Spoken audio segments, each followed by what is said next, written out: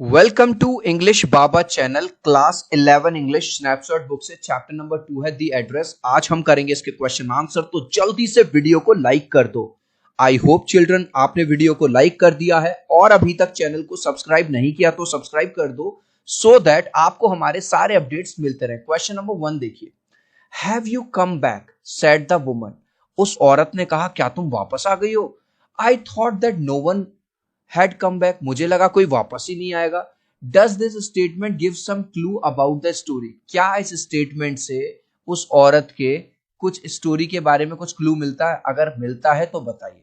तो चिल्ड्रन, अगर आपने स्टोरी पढ़ी है तो आपको पता होगा जो नरेटर है अपनी मम्मी का सामान, उसको पता था मेरी मम्मी ने मार्कोनी स्ट्रीट 46 में अपना सामान रख दिया था वॉर से पहले।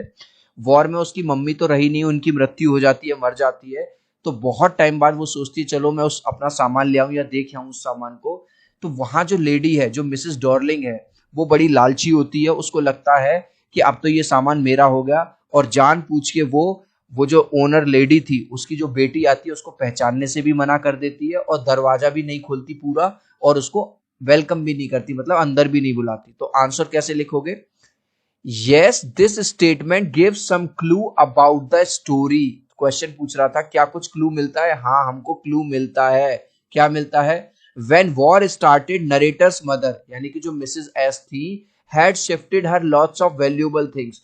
उन्होंने जो उनकी वैल्यूएबल थिंग्स थी, जो महंगी महंगी चीजें थी, जैसे सिल्वर यूटेंसिल्स, चांदी के बर्तन थे, एंटीक प्लेट्स थी, कैंडल होल्डर था, वूलन टेबल क्लॉथ था जो टेबल के ऊपर डालते हैं, ग्रीन कार्डिगन था, वो कहाँ रखवा दिया था? एट मिसेस डॉर्लिंग्स होम, है ना, मिसेस डॉर्लिंग के घर। ये सोच के रखवा दिया था कि अभी स्थिति खराब चल रही है, जब कंडीशन फेवरेबल होगी तो वापस ले लेंगे। मिसेस एस, यानी कि जो नरेटर की मदर थी जिसने अपना सामान रखवाया था, डाइड ड्यूरिंग द वॉर। वो तो उस वॉर के दौरान मर गई थी। So Mrs Darling thought that now all the costly के बाद आएगा आइटम्स, ITEMS, बिलोंग टू हर।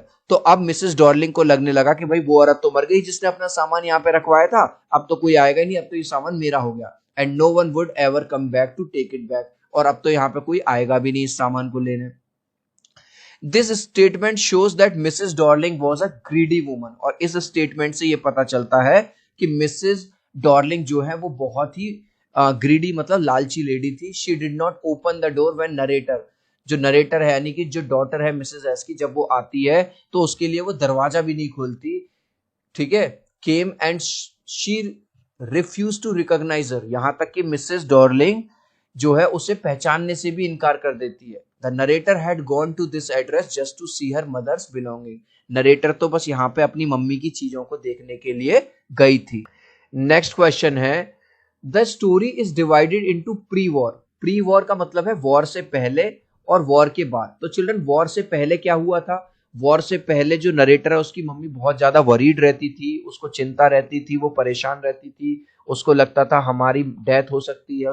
उसने अपना सामान बचाने के लिए उसको कहीं और रखवा दिया था। सबसे पहले इस चीज को समझो। चिल्ड्रन, आपने क्लास 9th में हिस्ट्री में एक चैप्टर पढ़ा होगा, Nazism and the rise of Hitler. उसमें आपने नाजीज की आइडियोलॉजी पढ़ी होगी। जो नाजीज लोग थे, हिटलर और उसके संगठन के लोग, उनको ऐसा लगता था कि हम सर्वश्रेष्ठ लोग हैं, सबसे बढ़िया, हमें जीने का अधिकार है और सबको मार दो।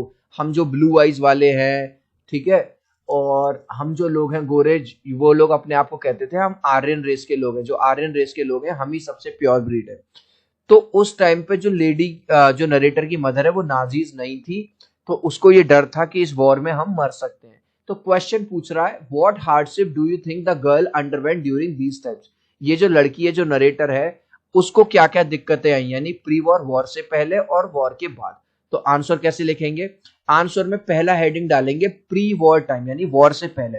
During the pre war times the narrator was not living with her mother. हो सकता है वो बाहर हॉस्टल में पढ़ रही हो। जब वॉर शुरू नहीं हुआ था उससे पहले जो नरेटर है वो अपनी मम्मी के साथ नहीं रह रही थी। She was living in other city, वो किसी दूसरे शहर में रह रही थी। She came her home just for few days. अपने घर, बच्चा जो बाहर हॉस्टल में पढ़ रहा है वो बीच बीच में अपने घर आता है ना छुट्टियों में, तो हो सकता है वो भी इसी तरह आई हो।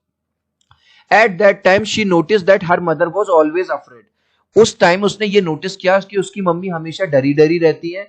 That they might have to leave the place and lose all valuable belongings. और उस मम्मी को डर, उसकी मम्मी को डर इस बात का रहता था कि उनको इस वॉर के चलते हुए उस जगह को भी छोड़ना पड़ेगा और उनकी जितनी भी वैल्यूएबल चीजें हैं जो अभी हमने डिस्कस किया था, उनकी एंटीक प्लेट्स हैं, कार्डिगन है, टेबल क्लॉथ है और भी सारी चीजें वो छोड़नी पड़ेंगी। The threat of death was always prevailing, और मौत का खतरा हमेशा बना रहता था क्योंकि नाजी लोग सबको मार रहे थे। ये था प्री वॉर। अब वो कह रहा पोस्ट वॉर में क्या हुआ। अब यहां हेडिंग डाल दोगे post war time. After the war ended everything became normal again. जब वॉर खत्म हो गया हर चीज नॉर्मल हो गई दोबारा से। Now there was no threat of death. अब मौत का कोई डर नहीं था। शी यानी कि जो नरेटर है could live her life peacefully. अब जो नरेटर है वो अपना जीवन बड़ी पीसफुली शांति से जी सकती थी। One day she was eager to see all the possessions of her mother. एक दिन उसका मन किया, मेरी माँ तो अब इस दुनिया में नहीं रही, लेकिन मेरी माँ ने वॉर से पहले अपनी चीजें मिसेस डॉर्लिंग के घर रखवा दी थी, which she knew were stored at number 46। याद रखना लास्ट में पूछूंगा। उसको याद था उसकी बेटी को, नरेटर को, कि मेरी मम्मी ने अपना सामान 46 मार्कोनी स्ट्रीट में रखवा दिया था। She went to the address. वो एड्रेस पे गई। She felt disappointed when Mrs Darling neither recognised her nor let her in. और उसको बहुत ज्यादा निराशा हाथ लगी जब मिसेस डॉर्लिंग ने ना तो उसको पहचाना, मतलब नाटक किया कि मैं तो तुमको नहीं जानती, तुम कौन हो, और ना ही उसको घर में आने दिया। भाई हमारे घर कोई आता है तो हम उससे चाय पानी पूछते हैं कि भाई चाय पी लो, कुछ कर लो, तो क्योंकि उसको पता था अगर ये अंदर आएगी तो ये अपनी मम्मी वाला सामान मांगेगी।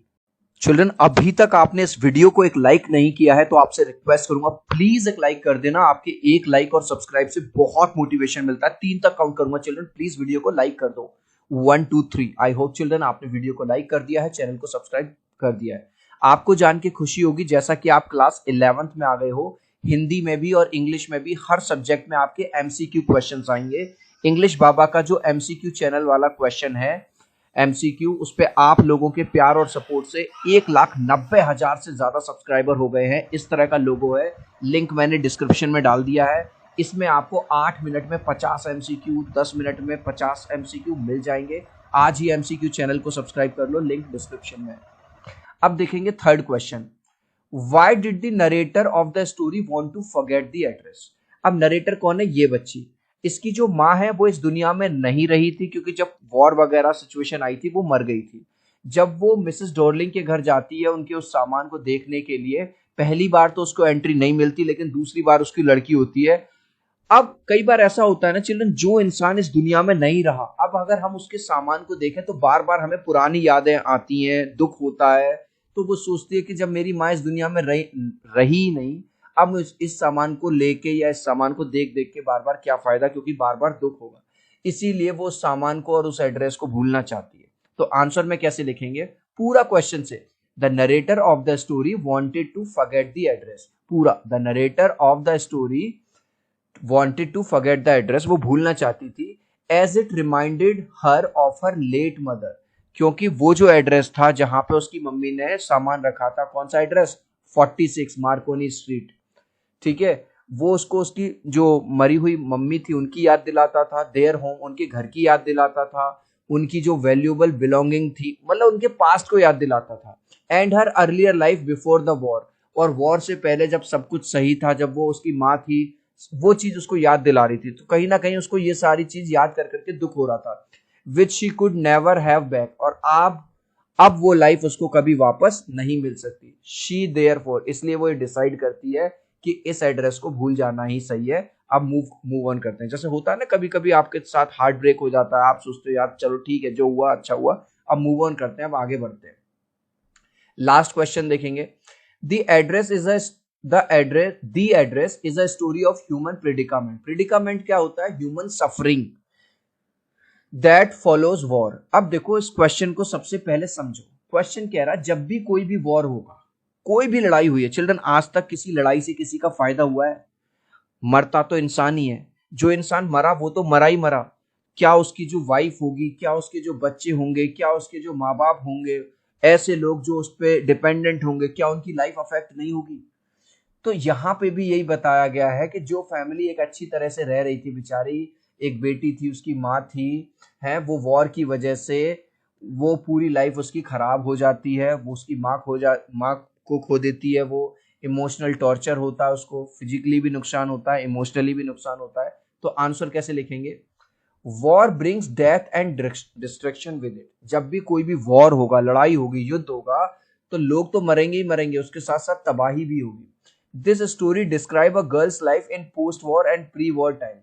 इस स्टोरी में भी ये दिखाया गया है कि एक लड़की की लाइफ कैसे बर्बाद हो जाती है वॉर से पहले और वॉर के बाद। The war created many obstacle for the narrator both physically and emotionally. तो फिजिकली कैसे कि उसकी माँ जो पहले जिंदा थी वो जिंदा नहीं रही, इमोशनली क्योंकि वो उनसे काफी इमोशनली अटैच थी। शी लॉस्ट हर हाउस, उसका घर भी खो गया, मतलब वेयर दे लिव, जहां पे वो रहते थे, and also lost her mother, उसने अपनी माँ को भी खो दिया। Her valuable belongings were carried away from them, और उनकी जो वैल्यूएबल चीजें थी वो भी उनसे ले ली गई, यानी कि यहाँ बात हो रही है मिसेस डॉर्लिंग की, by a stranger who refuse to return them. और जब वो नरेटर वहां पे पहुंची अपने सामान को लेने के लिए, तो उसने उनको पहचानने से भी मना कर दिया और उसको अंदर भी आने नहीं दिया। इस लास्ट क्वेश्चन का आंसर आप मुझे दोगे कमेंट सेक्शन में, देखूंगा कितने बच्चे राइट आंसर देंगे। Mrs Darling address was, Mrs Darling का जो एड्रेस था मार्कोनी स्ट्रीट में वो क्या था, 46, 47 या 48? आप चाहो तो अपने आंसर में कमेंट में ए बी या सी लिख देना, मैं समझ जाऊंगा। सो आई होप मेरा ये वीडियो आपको बहुत अच्छा लगा होगा। प्लीज वीडियो को लाइक कर देना, चैनल को सब्सक्राइब कर देना। अब हम मिलते हैं अगले वीडियो में। Bye bye.